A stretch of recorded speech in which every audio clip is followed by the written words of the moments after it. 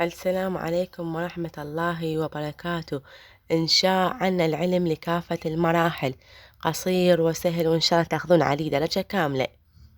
مما لا شك فيه إن العلم هو سلاح الشعوب نحو التقدم والازدهار والرقي، فبالعلم تبني الشعوب أوطانها، ونعرف طريقها نحو التقدم والرقي والازدهار، فهو طريق نحو النور والخروج من الأزمات الصعبة وقيادة الوطن إلى بر الأمان.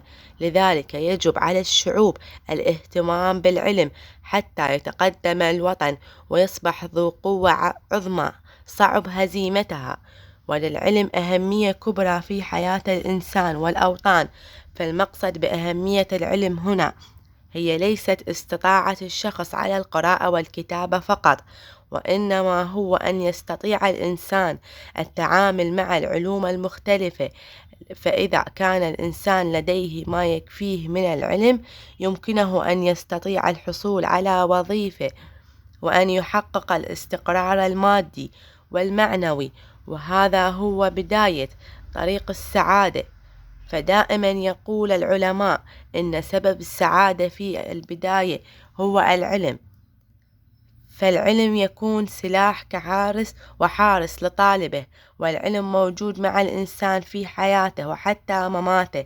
فيقول الرسول صلى الله عليه وآله وسلم في حديثه الشريف: إذا مات ابن آدم انقطع عمله إلا من ثلاث: صدقة جارية، أو علم ينتفع به، أو ولد صالح يدعو له. صدق رسول الله صلى الله عليه وآله وسلم. ويقول رسول الله صلى الله عليه وآله وسلم أيضا: من سلك طريقا يلتمس فيه علما سهل الله له به طريقا إلى الجنة. صدق رسول الله. وفي نهاية موضوعنا اليوم أدعو جميع القادة والرؤساء الاهتمام بشأن العلم في بلادنا العربية، لما له من دور كبير في التقدم والرقي واللحوق بركب التقدم والحضارة، والتي فاتتنا بعد أن أهملنا البحث العلمي. وأتمنى من الله أن نتعلم ما يرضيه وما يجعلنا خلائف الله في الأرض. شكرا لكم طلاب.